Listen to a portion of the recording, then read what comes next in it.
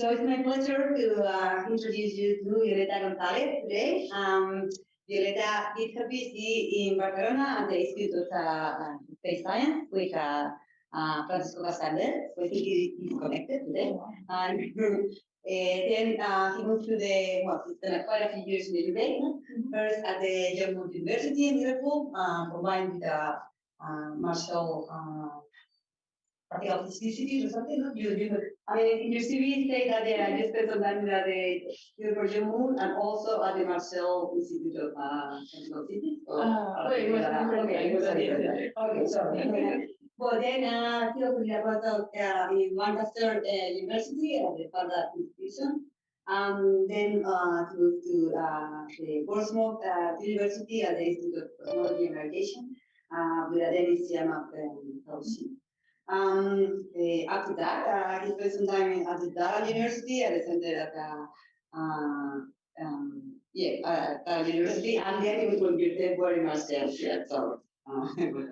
So yeah, well, since then I've been working with numerical simulations, both algebra distributions and also theoretic models. And today it's gonna, now it's in 2009, it's at the Universidad Autónoma de Madrid, here in Madrid, with a talent fellowship from the So he's gonna talk today about simulated for cosmological fabric, and thank you very much for Okay, thank you very much for the invitation. And I was thinking that the last time I gave a talk in here was like 15 years ago, so I'm really old. It was while I was a PhD student, so this is like, yeah, a long journey. So yeah, many postdocs. Anyway, so I have been like almost 3 years in the Autónoma, as Patricia was saying, and the work that I'm going to present is kind of like more from my students and postdocs than from myself. But I'm involved I have been involved in big surveys for a while, so I wanted to tell you about the results that we have gotten. The questions that are most interesting right now for me, I would say that are these ones. What is the universe made of? How quickly is it expanding? How does the expansion rate change over time? And how the universe started? But I come from a background of galaxy formation. So all these questions, for me, they are connected to how the answer to these depend on how difficult it is to pin down the physics of galaxy formation and evolution, basically. So in the first part of the talk, well, the second part is going to be very short, one slide, but most of the talk is going to be devoted to the basically what is the universe made of. So cosmology as we usually understand it. So just a reminder, the universe starts with the Big Bang, then we have this inflationary a period where the expansion of the universe is very accelerated, and then we have some expansion that is kind of like slow, and then it accelerates. So this is a picture of like how it changes the velocity of the expansion, right? So right now we are in this period where the acceleration of the expansion is accelerated. So here you have the contribution of dark energy. Maybe I can do this a bit small because it's cut it. Give me 1 second.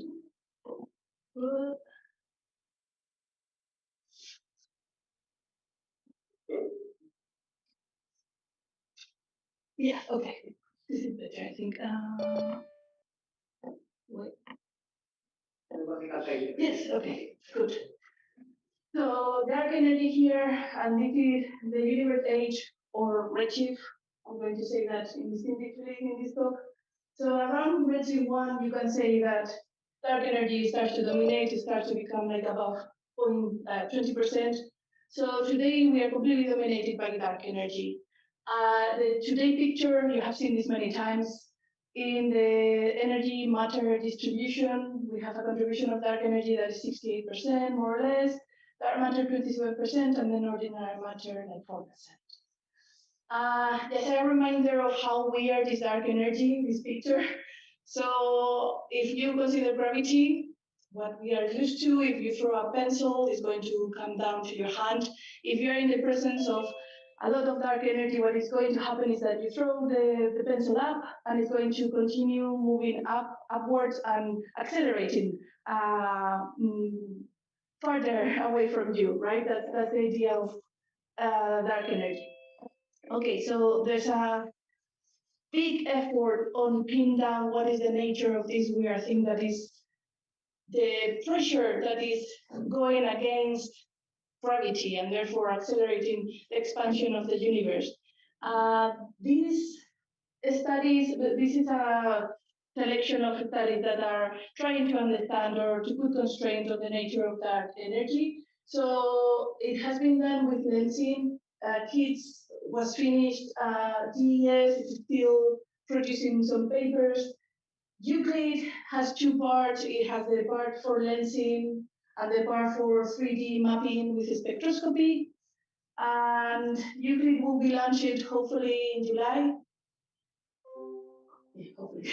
Then we have 3D maps, and the 3D maps they can be done with spectroscopy, so you have a very good determination of redshifts and therefore of distances.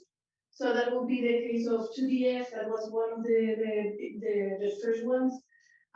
This is not comprehensive. Sloan, Foremost, PDF, other ones, DESI, Euclid. These ones are also all targeting galaxies, but we also have some surveys that are coming that are targeting, instead of galaxies, gas, like SK and all the surveys that are around SK, Meerkat, etc. But the idea is the same. We are going to make a 3D map of the universe. Then we have some surveys like TAO, that what they do, instead of having a spectroscopic redshift, they use photometric redshift, but they have very narrow bands. So the error bars are relatively small compared to normal photometric surveys. And I put there another picture because, of course, people are looking to dark energy in other ways, observationally. Recently, there has been a very debated paper, I thought it was funny to flag it, that says that black holes are coupled with the expansion of the universe. It has been refuted like in 2 weeks, but I think there are many interesting ideas to explore, given that we have no idea what is dark energy. Anyways, I have participated in Sloan and now in DESI. I'm also part of Euclid, but I have been less involved in Euclid. So I'm going to focus on eBOSS and DESI results. So I will go back to the maps, but this is an idea of the number of galaxies that we have been observing, that we have been observing these 3D maps in time. And as you will see, now DESI has surpassed all the previous surveys. So DESI Euclid, they are aiming to look at over 30 million galaxies, basically. So the 3D maps, well, this is the idea of making a 3D map. So we are here at present, and then you can make measurements of how fast was the expansion of the universe at different times, right? So different times you just make one of the measurements that is the main one for these spectroscopic 3D maps is the baryonic acoustic oscillation. So that's here. This is considered for different tracers. This is considered a standard ruler because it was when there was a decoupling of baryons with the matter, then you had some fluctuation that was imprinted in the fluctuations of matter, and then you can measure that. Sorry, this is not really my area of expertise to measure BAOs, but yes, that this is the main aim of all this 3D mapping with the spectroscopy, to measure BAO, the baryonic acoustic oscillation, at different redshifts, at different times. Here in this picture, you have like, this will be a projection of this thing, so you will have some part of the sky. And here you have like the first stars, and this will be the CMB, the first light surface. So here these are galaxies from eBOSS, and the same idea is than this, but now you can imagine on a surface. So this will be the CMB surface. What you can see is also that different tracers are used for different redshifts, right? So we have what they call luminous red galaxies. Well, yeah, these are two types of luminous red galaxies. Then you have here emission-line galaxies that I'm going to talk more about, and then you have quasars afterwards, and Lyman alpha measurements. The Lyman alpha measurements, I'm not going to enter into that, but basically when you have quasars, the light of the quasar is going to be absorbed by different clouds of gas at different redshifts, and you can use the distances between those clouds to make also cosmological measurements. As far as I know, the first time that was done was with Euclid and eBOSS data. Let me go then a bit more in detail on how eBOSS works. So eBOSS is worked. Now it's completely finished, eBOSS. eBOSS was one of the surveys within the Sloan Digital Sky Survey. And this has been working and still works in a small telescope, 2.5 telescope. The eBOSS and BOSS and eBOSS is just extended BOSS, work with an spectrograph. So the idea was that we had the photometric survey, and you could make target selection of what you thought it was going to be interested, and then put fibers on there. So in 20 years, it has measured the spectra of 2 million galaxies. Sloan, how it worked for the spectrograph is they had plates, metallic plates, that they drill holes, and every night someone had to plug by hand 1,000 fibers. So that's why it took so long to do this. So basically you had a field of view that you wanted to target with your spectrograph, and then someone plugged those fibers. So here you have like the spectra of some galaxy here. So with some feature of the spectra, you can measure the redshifts, and that's the idea that your error bars for your detection of distance is going to be small. So this is the idea. Sloan is continuing its surveys, but it doesn't have anymore a cosmological one. It's looking into Milky Way and galaxy evolution, basically. I'm not sure if they have something for planet formation. Okay, the main results for eBOSS, that is 20 years of research. One of the plots is this one that is showing the expansion rate, the Hubble constant, and curvature of the space. So just showing you how the error bars have been reduced. With eBOSS, we have found that the universe is very, very flat, up to the error bar is like 0.2%, so very flat. And the dark energy is very, very consistent with being constant in time, etc. So nothing very exciting there. We have not seen any imprint for neutrinos in artificial structure measurements. And the total mass of the three types of neutrinos has been constrained to be less than 0.11 electron volts. So these are, I will say, that are the main results. The other thing that I think is interesting from the cosmological results from eBOSS is this idea of the tension. So this is the size of the sound horizon. That's the idea of the imprint on the dark matter fluctuations. That is the cosmic rule that you're going to measure at different times, this baryonic acoustic oscillation. And then on the x-axis, you have the expansion rate. So the BAO here, the baryonic acoustic oscillation measured with these 3D spectroscopic surveys, is that blue line, blue contour. So we need to make a prior for how big is the BAO at the moment of the coupling. If you do that with data from like the Big Bang nucleosynthesis, so high redshift one, you get constraints that are close to Planck. Planck is that gray part, okay? However, if instead of playing that, you take the measurement of the sound horizon as measured or inferred from the nearby, then you get this constraint. Okay, nearby, the measurements are coming from Cepheids, from supernova measurements, etc. What is called the distant ladder, right?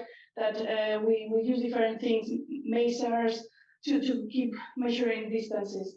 So if there has been attention for many years, but with eBOSS, I will say that it has become even worse, because the errors are now better from large scale structures. So this is super interesting in the sense that We don't know where it's coming from. I mean, the pessimistic people, well, pessimistic, I don't know if pessimistic, but some people still think that there are some systematics in the nearby data. The people that I have listened that are doing things with separates, they are very confident they are doing everything they can about the systematics. Yeah, and there are many groups getting similar results. So maybe there's new physics there. So this is, I think, is very exciting. Okay, so what I tell you that my perspective is like, what is the effect of our ignorance of galaxy formation and evolution on all these things?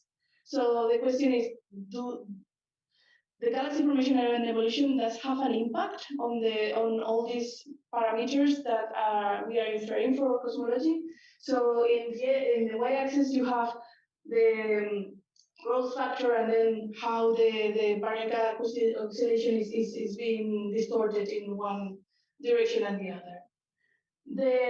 All these points are different models for galaxies, assuming different things for the physics. I'm not going to go into the details because the main point here is that the gray line, well, the gray contours here are the statistical errors for eBOSS. So as you see, all the variations that we have included, and these are quite wild models that we put, they are within the statistical errors. So the answer is that we are fine. Like galaxy formation and evolution doesn't matter for the cosmological inferences, at least for stage 3 cosmological surveys as Sloan eBOSS. For Euclid and DESI, we don't know yet because we are expecting the statistical errors to be much more reduced.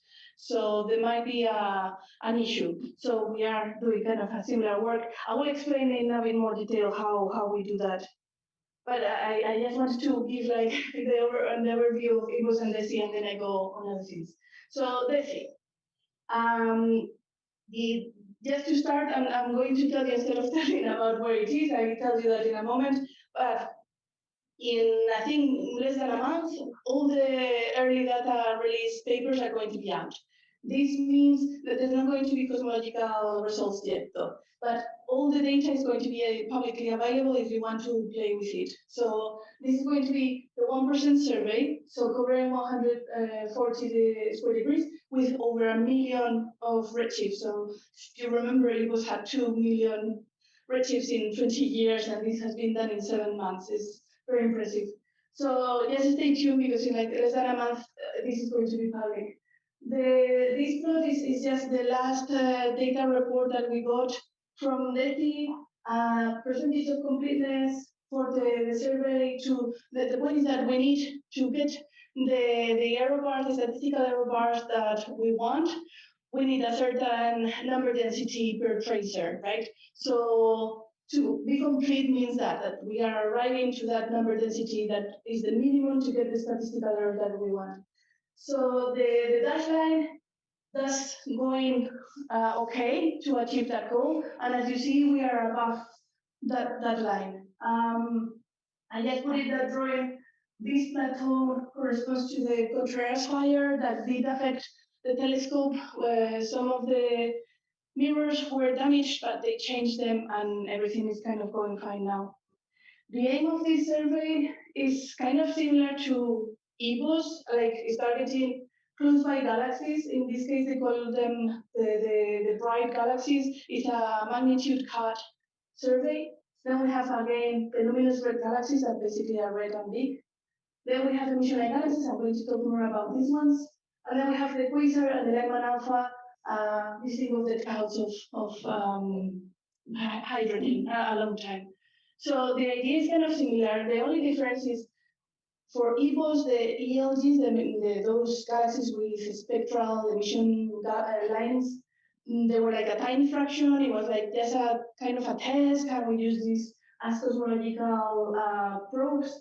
And now 16 millions of ELGs are expected, and actually the tightest cosmological constraints are expected to come from them just because of the sheer numbers. So a bit more details on DESI is the first stage 4 survey. Yeah. Okay, if someone has something to say that is not true, then let me know, because one time we're talking about this, ELGs were first used as cosmological probes by Wiggles. So yeah. Anyways, so it's in a 4-meter telescope in Kitt Peak. Again, it's not super big telescope for nowadays, right? That we're talking about 40-meter telescopes. And then we have 10 spectrographs. And here is where the power of the DESI comes. Instead of having to plug the fibers every night by hand, we have, oh, this is not working. Okay, I was supposed to show you how the robotic positioner is working, but we have, oh, no, it's working. Yes, okay. So there are 5,000 fibers, and you can see here all the positions of these fibers on the plates. And as you can see in the movie, they rotate. So the position is done robotically, which means every point, every night, we can see at least 5,000 objects, if not more, depending on the integration times. So each of those fibers is going to give us a spectra. In general, we are placing this in dark parts of the sky, right, to target galaxies, but this is the first light showing you Andromeda, as seen by DESI. So just the comparison between eBOSS with the 2 million and 7 months of DESI is just very impressive, and we are going to collect more. So the tracers here, you have like some example of a spectra, and the photometric is coming from decals. As I said, the tightest constraints are expected to come from ELGs just because they will be the largest number density at the redshifts that are most unknown, between like 0.6 and 1.5. At the moment, there's like a desert there for cosmology. This is, well, as you see, raw data. You don't have to like don't scale, arbitrary, whatever. But it's just a measurement from this 1%. The cosmological results are expected to come at the end of this year, if you're interested on that. So anyways, very exciting times for these 3D mappings. And now I'm going to talk a bit about ELGs, like why this survey is moving into, like this is moving into using emission line galaxies. So before all the surveys like 2D, they were using either cutting magnitude, or they were using like luminous red galaxies. Luminous red galaxies, by the name, they are luminous, right? So they are easy to see, and they have the feature of red galaxies, that is the 4,000 Armstrong break that you can use to determine the redshift. The problem is if you go at higher redshifts and you have an optical detection like DESI, this feature is out of range in your detector. So here you have a real spectrum that is the black, the red is the sky lines, and suddenly you cannot determine the redshift of these galaxies fast, because what you want is to be fast, determine to reach a low signal to noise as fast as you can, to have as many redshifts as you can. So you can see here also the number density as a function of redshift, how it declines for luminous red galaxies. So in this plot, what I'm showing is redshift of, there are many surveys here. So it's redshift of the survey that is going to cover, that's why they are quite big. And then here is the area that they are covering. The ones rounded are the ones targeting emission line galaxies. So you see that there's a big effort on targeting emission line galaxies, on using these galaxies as cosmological probes.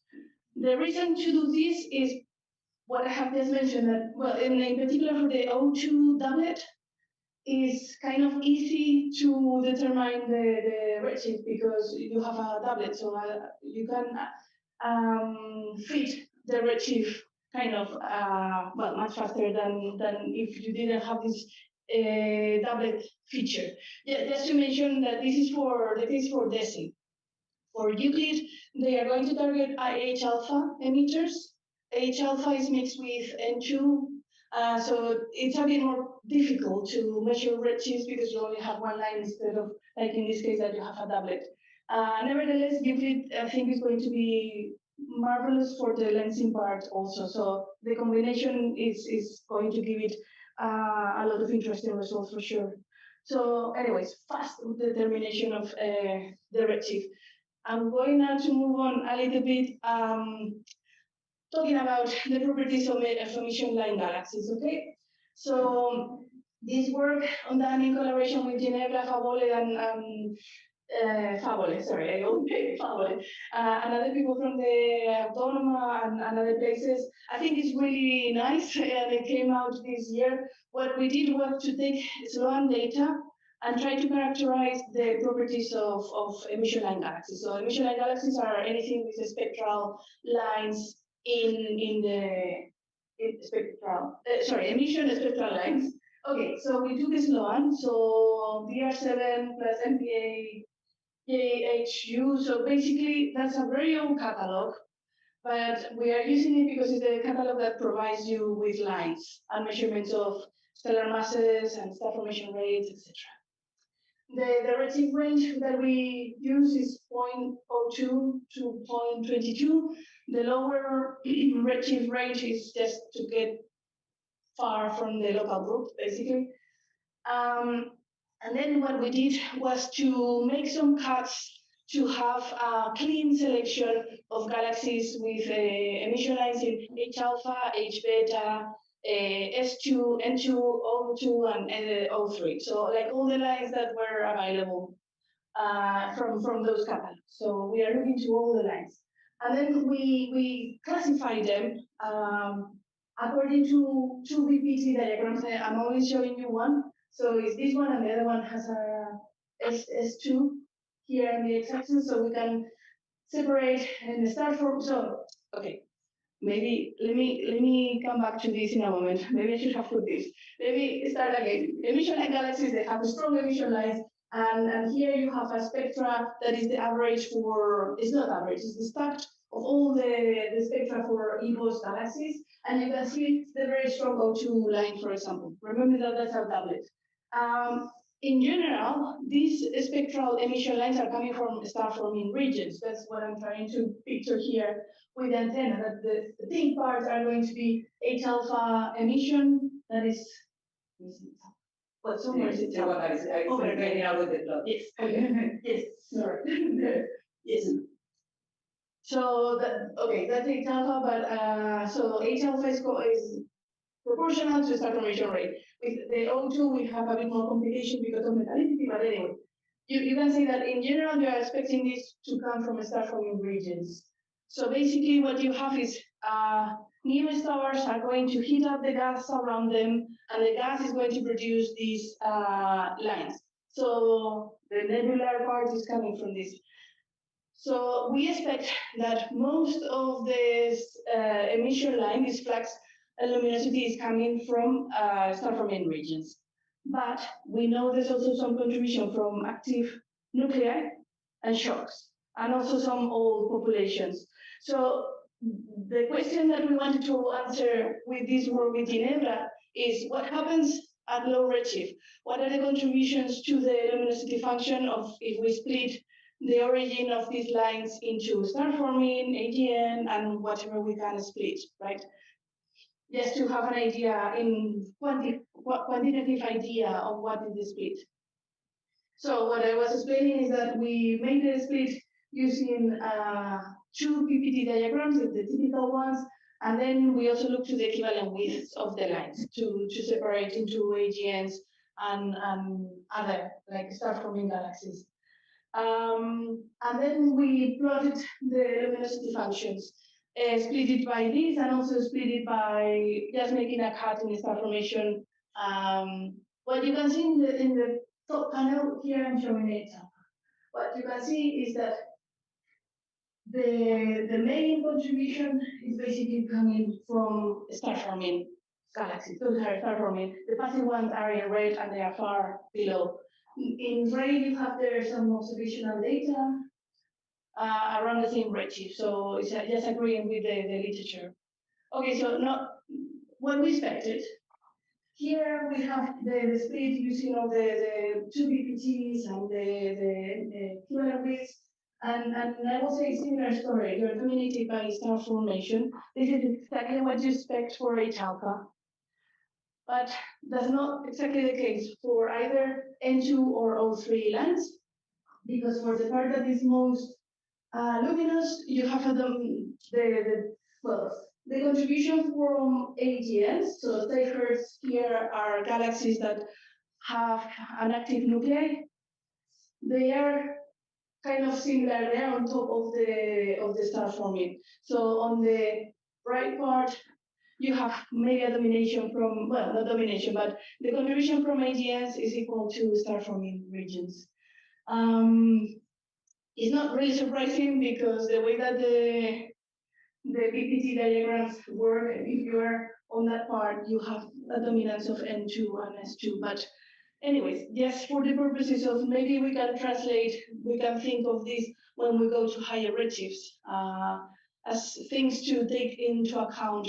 The title of my talk, even if I have not talked yet about simulations, but I will do. It's if we want to simulate these galaxies, we need to understand them. So this is just one thing to try to understand better.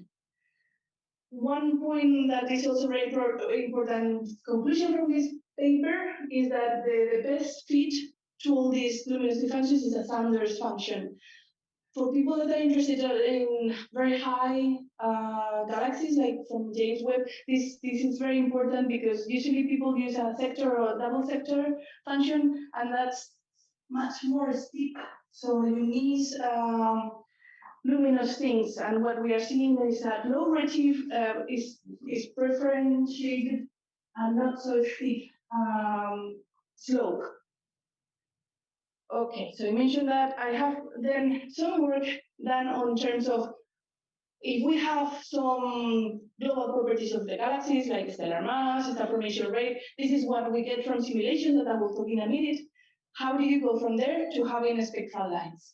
So we have one code that is publicly available. If you use it and you have some questions, please reach out. So basically, we use some tabulated tables from back in 2016, but we are putting more stuff on these models. We are currently, this paper showed the model for nebular emission from star-forming regions. Right now, we are also working into putting the AGN contribution. This is just showing you the results from the model, that is the thing, plots compared to gamma. So this is only for star-forming galaxies, but just to show that we have also some work for modeling specifically the spectral lines. Okay, so now I go back to how do we reach to this point and where is all the simulation that was in my title? So to reach these conclusions, we use simulation, okay? The cosmological simulations, cosmological usually means big, and they come in, for some people, 50 megaparsecs is cosmological. For me, if it's below 400 megaparsecs, I will say it's not, but it doesn't matter too much. So now I'm going to talk about simulation. So what scales are relevant to model galaxies? So from tens of kiloparsecs or even less, because if you think of the formation of a star, it's less, and that's going to affect the formation of galaxies. And then to tens of gigaparsecs, well, maybe tens is too much. Maybe 5 gigaparsecs, that is the observable universe. So we have a very big range, dynamical range of scale that we need to understand if we want to model galaxies. So the resources are finite, so you have to choose what you want to do. So there are different types of simulations or different ways of getting galaxies. Here on this side will be the most physical models possible, and over there the most empirical ones. And then I split this into modeling in what I call in parallel. That means you have some dark matter and gas and stars particles that you evolve together with hydrodynamical equations. But remember that there's also some physics here so some free parameters that you also put by hand. So nothing is free of free parameters. And then we have the rest are what I call in series. So you have a dark matter on a simulation like the Millennium, you do something that is your model, and then you get some galaxies. In that case, those are fake galaxies from Galfron, that is a semi-elliptical model. So I'm going to talk about basically two types of modeling. The semi-analytical model, so that's a couple of differential equations that are taking into account the star formation, what happens with mergers, what happens with the spin of the black hole when a merger happens, etc. And I'm going to talk also about the evolution models, which I will go in a bit more detail. From semi-analytical models, I have studied emission-like galaxies. And here what I'm showing, this is the mean number of emission-like galaxies. I tell you in a moment what type of galaxy, but of a type of galaxy as a function of halo mass. Okay, so this is usually called HOD, no? Halo occupation distribution. So the red line is actually a cut in stellar mass. The blue line is a cut in star formation rate, and the green one is a cut on O2 luminosity. This was to understand how close are these cuts. What you can get from this plot is that making a cut in star formation rate or luminosity of O2 kind of gives you the same global characteristics, but if you go into the details of how the clustering is, and I showed you in a moment at the smaller scales, there are differences. Also here we can see, so you can have, you can take the red line like a proxy for luminous red galaxies because they are more or less mass selected. So you see that they live in bigger halos, okay? So then the clustering, I think I'm going to show more of this plot. So it's, what we are doing is comparing this kind of cosmic web structure with a Poisson distribution, a uniform, well, it's not uniform, a Poisson distribution. So Poisson distribution in a box is this bar, and square V dV, being in the number density, and dd there is the number of pairs. So you just count how many pairs of galaxies I have at different beams of redshift, so at different distances, and you compare with the Poisson distribution. In black here, you have, this is for dark matter, and then if you are far away enough, usually above 1 megaparsec, what you are doing is to counting pairs of galaxies in different halos, and if you are below 1 megaparsec, you are counting galaxies within one halo. So what you can see here very clearly is that the red line that was corresponding to the mass selected galaxies is way above those that are selected using star formation rate or O2 emission. So this, you can call it a bias, is the linear bias. So it's bigger for ELGs than for ELGs. So the next question is if the systematic for ELGs are different than for LRGs, given that they are physically different things. So this all is done with a semi-analytical model, and with that we inform halo occupation distribution models. What we did for the work that I'm going to show you now, so what I have been showing you is done on top of the millennium. These are different dark matter, well, this, and this, dark matter simulations, there you go. They are hydro simulations, okay? This is to compare the scale. Bear in mind that I should maybe update this because the people from Bahamas have made now Flamingo, and Flamingo is 700. So this is one gigaparsec, so it's 700 megaparsec. So they have made a hybrid that is really big, actually. But anyways, we use Auto-Rim for the work that I'm going to show you, that is 3 gigaparsec side. The point being, it's too big even for running semi-analytical models in a, to make the calibration, you can do it, but it's painful. So if you want to make a large exploration of the parameter space, it's much efficient to use a halo occupation distribution. I will talk in a moment about the ingredients of this model, but let me just comment that what we did in this work with Santiago Avila, sorry, it's a paper from 2020, was to use this HOD model that I'm going to explain in a moment. And then we explore different models, and that's how we made the plot that I have shown you now twice with all the variations. So we varied the fraction of satellites that are ELGs, the shape of how they distribute with halo mass, where to place them, if inwards or outwards of the halo. We changed also the velocity. That's how we made the plot that I have shown you a couple of times now. These are the ingredients that go into a halo equation distribution model. So, and they go in this order also in the computational calculations. So first, you choose the shape. So if here you have the mean number of galaxies versus halo mass, basically it's this black line. So how this is the simplest HOD model possible. That means that it only depends on halo mass. You can make more complicated things that instead of only depending on halo mass, it depends on concentration or something that depends on environment. But in the basic form, it's just number of galaxies of a certain type as a function of halo mass. Then we have the probability distribution function for the number of centrals and satellites. For centrals, it has to be either 0 or 1, okay? So that's easy. For satellites, it can be a bit different. So you have here, the gray part is Poisson, and then we have sub-Poisson, super-Poisson. The minimum variance is the nearest integer. So you have to choose that, how many satellites per halo you're going to put. So that's basically the variance. Then you have to choose where are you going to place the satellite galaxies, that is the spatial distribution. This is an example. This is one of the things that we also change. So this is the distance from the center, and this is number. And finally, also how the velocities of these satellites are distributed. So these are all the ingredients for this kind of models. This is now new work that has not been published yet. So Bernard Postines is working on making, let me say that with Avila, we played with this, but we had nearest integer, and then we had Poisson, and then we had a continuum distribution of super Poisson variances. Why? Because we use a distribution that is called negative bimodal for that part.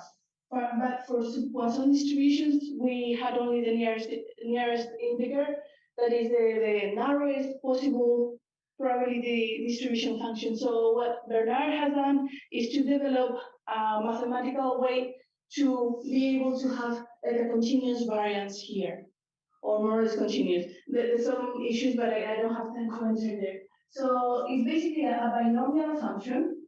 So this is the binomial function multiplied by some function that depends on Q. And Q, remember that binomial function is kind of like throwing a dice that is going to tell you how many times you are trialing something. Okay, I wanted to show like a couple more things that we are working on right now, so I skip this, the details, but just to say that what we find and what it has been seen already in the literature is that ELGs are pointing towards a super Poisson distribution. So here you have clustering, but this is separated into this, so in the line of sight and perpendicular to this line of sight, and then this is collapsed. This data is one of the earliest versions of DESI. It's not the official one that you're going to see in the ADR. But you see that it's better fitted by a super Poisson distribution. We think that quasars might prefer a sub-Poisson distribution, but this is talking naively, so we will see what happens when we try to fit the data. Just let me mention that in the EDR papers that you're going to see within the next month, you're going to see that with these basic models and fitting the data, we can also learn things about the galaxies. ELGs in particular seems to prefer to have companions and satellites. And this is also something that we see in models. So let me say what we are doing here. So we have the unit simulation, that is 1 megaparsec, that's the resolution, black cosmology. This fixed ampere is to reduce the variance of the simulation. So we run a theoretical model of it that is called SAGE, and then we use an emission line model, get the emission lines, and a DAS model. This was published in 2021. On top of that, there were some cuts to try to mimic the number densities from Euclid. And then what Guillermo Reyes, another PhD student, is doing, it was to try to have an HOD model that reproduces this semi-logical model that is more complicated, but removing assembly bias, meaning that we are still talking about a halo equation distribution that only depends on halo mass. So, okay, this is a bit maybe confusing, but if you look here, independent means that putting a satellite is an independent event of having a central of the same type. And you can see that it gives a worse fit at smaller scales than these other lines that are assuming that putting a satellite depends on having already an ELG in the center. So this is what we call one halo conformity. So it seems that the simulacrum model is also preferring having pairs of ELGs in halos from these fits. Okay, last two things that I'm going to mention and then I will finish is that all simulations have some resolution limit. And Sujata Ramakrishnan is working on having HOD models applied beyond the resolution limit of the simulation. How? By training with higher resolution simulations with, she started with random forest, but then random forest is a type of machine learning that it can kind of mimic the parameters that you want. The only problem with random forest, and I'm not showing it here, is that the dispersion is not properly reproduced. So she moved to NGBoost that is similar to random forest, but the dispersion is also reproduced properly. So basically you feed to the machine learning a high resolution simulation, and then you try to correct the low resolution simulation beyond the limit. So in the case of mass, usually we say that we go until 20 particles with mass, okay? So beyond 20 particles is not great. I mean, for mass, maybe it's not the best example to show any improvement using this machine learning. For concentration, it was a point that we wanted to explore in more detail, but because this is work in progress, I don't have any plot to show you about concentration. Okay, this is just work in progress. And just one slide on this, how the universe started question. So basically, it's looking into inflation. How can we learn about inflation with large-scale structure? So many models of inflation, they are predicting that there's a primordial non-Gaussianity in the initial conditions. And this has an imprint afterward in large-scale structure. So this is showed here. This is the power spectrum, that is the Fourier transformation of the cluster in the two-point correlation function that I show in other plots. And this is this cave scale. So this is now big scales, and this is small scales if you're thinking in real space or like separations, right? So what you see is that this is dark matter, the blue. And then if you have a linear bias of a certain number, let's focus on the orange. So if you don't have FNL, is a measurement of, okay, I didn't put the equation, but the FNL is the local variation to the primordial, the imprint of the primordial non-Gaussianities that has on the local power spectrum, basically. So there are different measurements of primordial non-Gaussianities, and I'm not an expert on that. But if you have questions, I can try to answer anyways. So we have different values of FNL, but basically usually all the simulations that I have shown until now has FNL 0. That's Gaussian distribution for the primordial conditions. And then here we have several simulations with different FNLs. So different variations to that primordial Gaussian distribution. So you can see that there is an effect and it depends on K. So it's what you can parameterize these in different ways, but basically there's a scale dependent bias. So in principle, if this is there, we can measure it. The constraints from Planck, if I remember correctly, it was 0.9 plus or minus, no, minus 0.9 plus or minus 5. So those are the constraints. From larger scale structure, they are from eBOSS, it was around 5. The airways I cannot remember now, but quite big still. So this minus 20 is still reasonable. So here is the equation relating the power spectrum of halo with the matter. And here, this is the linear part of the bias, and then what we measure, really, what we can measure, because it's this variation with the scale, is this product, FNL times B5. We cannot measure the FNL directly. So the work that we are now developing is to try to put constraints or priors on this B5 so we can actually measure FNL with DESI. This is one of the aims also of DESI. It's not only dark energy what we want to measure, also like the characteristics of if there are three types of neutrinos or not. But FNL is another of the big questions that DESI wants to answer. So we have made a suite of simulations. We are still running the biggest one that is 3 gigaparsec with this kind of primordial non-Gaussianity conditions. So far we got like 4.8 million in the Red Española de Supercomputación. So yeah, stay tuned because the papers are going to come out. I hope the first one soon on these simulations. So I think that's all. The conclusions are basically the main, or at least for me, the most interesting maybe things from what we have learned with these 3D maps with spectroscopy. So the tension remains between local universe and high redshift universe. The systematic errors due to our ignorance or the complexity of the formation and evolution of galaxies didn't matter for stage 3. We are still working for stage 4. From what I have seen, it seems that we might be still fine. At least for the 1%,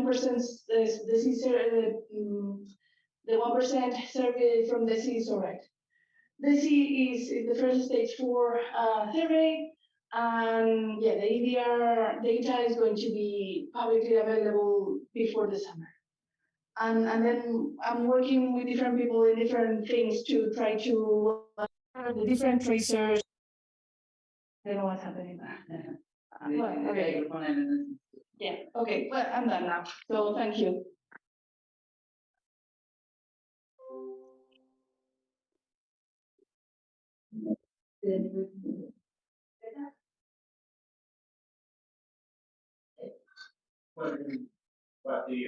What part of the sky is this early data release? What part of the sky? Okay. The southern hemisphere? No, it's a mixture of both. I'm not sure if I had downloaded give me 1 second because maybe I have it. If I remember how it's called. So it's several patches, or? Yeah, it's several patches. It's several patches. So no, I don't know what it is. Sorry. Oops. Okay. Sorry. I don't know what's happening now. Let me share the screen.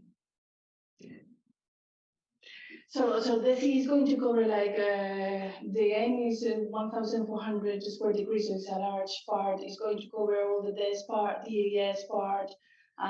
It's going to overlap a lot with SDSS, but yeah, for the 1% is just patches.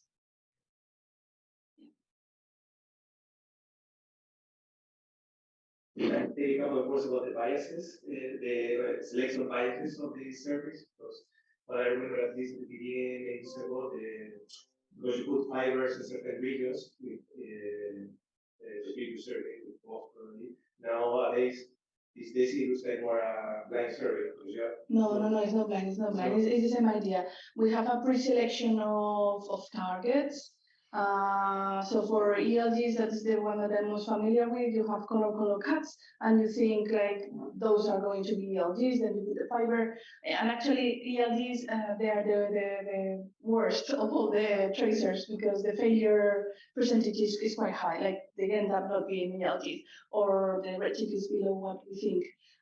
For LRGs, quasars, if I remember correctly, there's like above 90% of, I mean, you put a fiber and it's a quasar. You put a fiber and it's an LRG. For ELGs, we were like 70%, 75, something like that.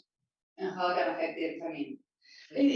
For cosmology, it doesn't matter as long as you reach the number density that you need. And because we are like with these. But what about if you need, for example, like emission analysis which are very drastic, so they don't make the cut because they are like.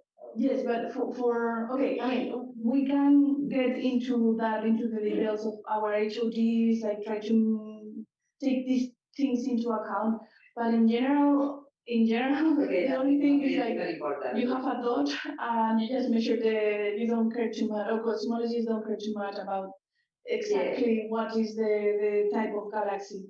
But I mean, this is the whole point of my work for several years has been this, like what happens, like, because like with the paper with Ginebra, because there's a fraction that they are not star forming and we only model the star forming things, how do you take into account that? Does it affect the end result? So I think for this we need more detailed, basically HODs, but yeah, we are quite some people working on making different assumptions. So and when you mentioned the neutrino, I mean, how you don't. Well, my question is because I remember that. How will affect? What would be the strong? How it will affect the? I mean, you say that this car or the scale structure is compatible with non-neutrinos, no? And you constrain the sum of the mass of the neutrinos with eBOSS, and now you are also gonna try to put further constraints with neutrino, but yeah, what is the exactly what the strongest constraint on that? Actually, I don't know. Okay. But it's quite small already. Maybe someone else knows, but I don't know what is the strongest constraint right now.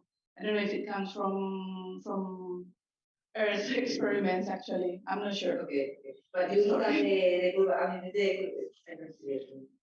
what you measure is the curvature and that's. I mean, I don't know how they can affect the large spectrum. I don't know because. Sorry, I'm not going to answer this because I don't know. Okay. I know that the models, the power spectrum and all that depends on the neutrinos, so you have like templates, but exactly how it depends. Okay. No. Okay. Yeah. Okay. Question for that? No. I don't ask the audience. I mean, is there anyone in the audience that wanna ask questions? Okay. All right, I have a question. I know that Bahamas people have done simulations with different Cosmology. with different cosmology and also with CEST itself interacting thermal particles. Yes. No? But that's only dark matter.